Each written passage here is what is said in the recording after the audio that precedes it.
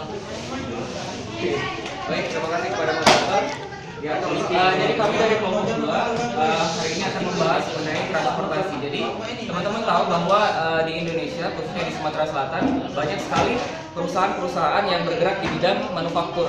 Dan oleh sebab itu, dalam kajian manajemen sains, kita membutuhkan beberapa substansi yang kita bagi menjadi beberapa pendekatan, yaitu ada pendekatan stepping stone, kemudian ada juga pendekatan penugasan, dan juga ada pendekatan angkutan dan pemindahan angkutan seperti itu.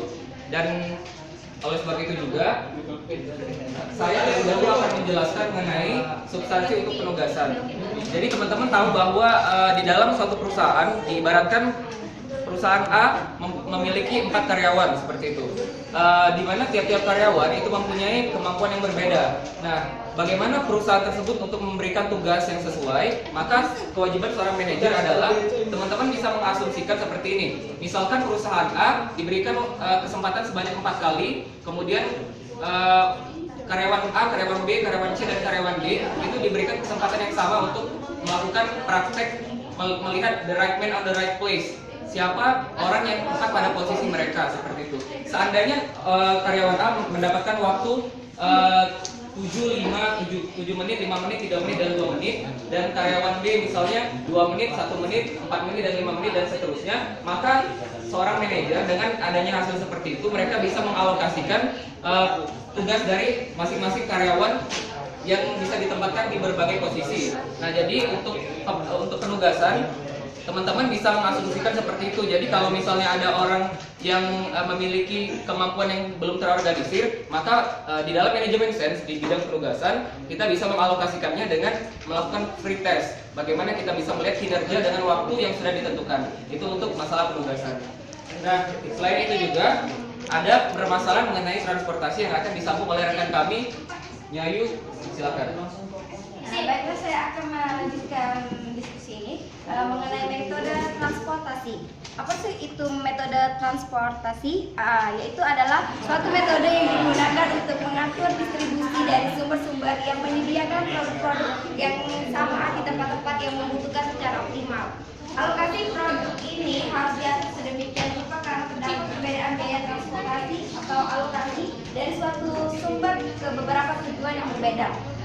Dan dari beberapa sumber, suatu tujuan juga berbeda-beda. Ada 3 macam metode transportasi. Yang pertama yaitu metode stepping stone, metode MODI, metode VEM.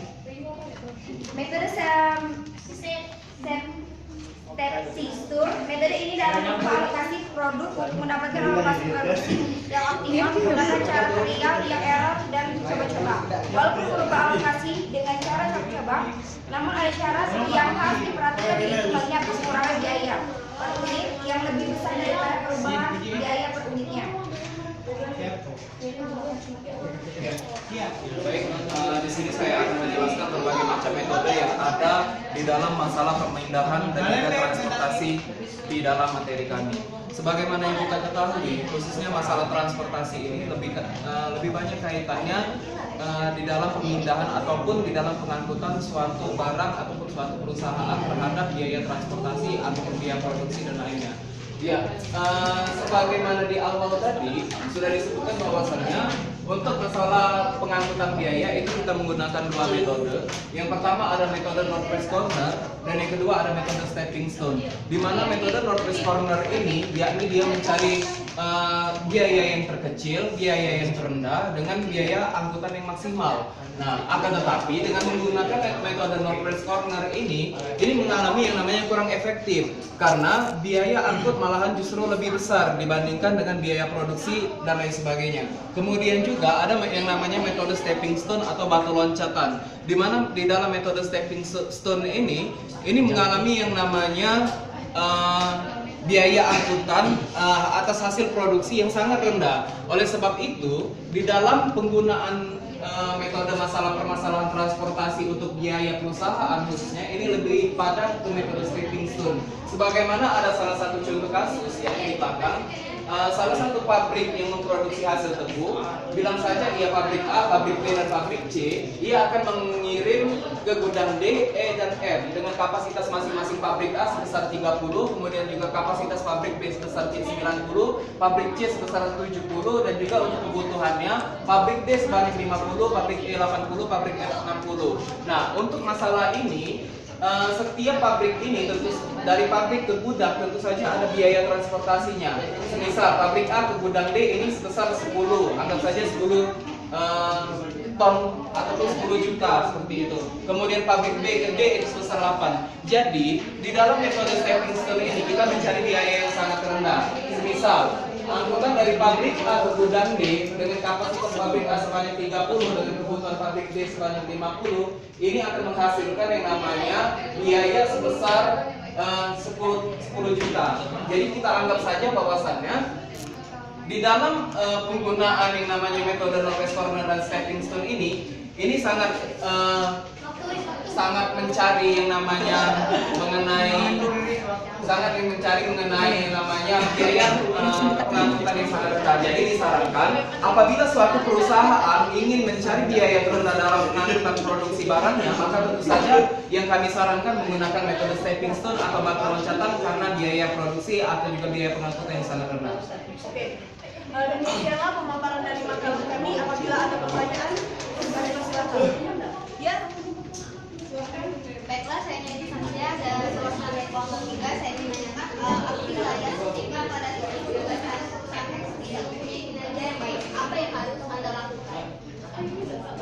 Baik, terima kasih kepada saudari Cia yang akan langsung dijawab oleh saudara Ariadi kepada Anda.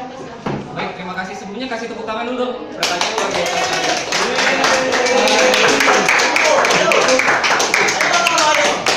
Penugasan seperti ini, ya.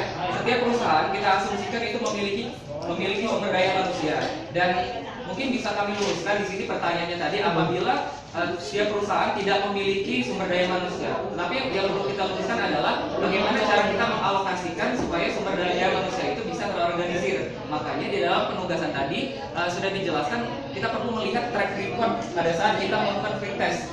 Pada saat kita ingin melihat karyawan A, B, C, D, bagaimana kinerja mereka dan di mana posisi yang tepat pada perusahaan yang kita butuhkan. Itu saja. Terima kasih. Wassalamualaikum warahmatullahi wabarakatuh. Oke, bagaimana pada saudara Cia? Baik, pertanyaan selanjutnya kepada saudari Imanda. Terima kasih. Saya Putri Imanda, perwakilan dari kelompok 5 ingin bertanya kepada kelompok 2, bagaimana jika suatu perusahaan tersebut apabila tidak memiliki sistem permasalahan transportasi, apa yang akan terjadi pada perusahaan tersebut? Terima kasih. Baiklah, terima kasih kepada saudari Putri Imanda. Pertanyaan dari saudari Putri Imanda akan dijawab oleh saudara Ahmad Yani. Kepada Ahmad Yani kami persilakan. Terima kasih kepada saudari moderator. Jadi berbicara masalah yang namanya metode penugasan di dalam perusahaan dan juga masalah transportasi di dalam perusahaan, tentu saja ini sangat penting. Dan apabila suatu perusahaan tidak mencapai yang namanya ataupun tidak menggunakan metode transportasi pemindahan angkutan dan penugasan, maka tentu saja di dalam manajemen organisasi perusahaan tersebut akan kacau. Sebagaimana dari awal perusahaan mereka memiliki yang namanya mapping atau pemetaan secara keseluruhan, apa-apa saja yang dibutuhkan di dalam produksi, apa-apa saja yang akan ditugaskan kepada SDM, karyawan dan lain sebagainya. Jadi saya rasa ini sangat kurang efektif apabila perusahaan tidak menggunakan metode-metode yang ada di dalam suatu perusahaan ini. Jadi saya rasa penugasan metode dan lain sebagainya ini sangat penting dilakukan oleh perusahaan sebagaimana fungsi dari perusahaan, yakni planning, organizing, executing, controlling, dan evaluating. Itu saja kalau menurut kelompok kami. Baiklah, bagaimana kepada saudari Putri Imanda? Terima kasih. Demikianlah hasil diskusi dari kami. Apabila ada kata-kata yang salah kami mohon maaf. Wassalamualaikum warahmatullahi wabarakatuh.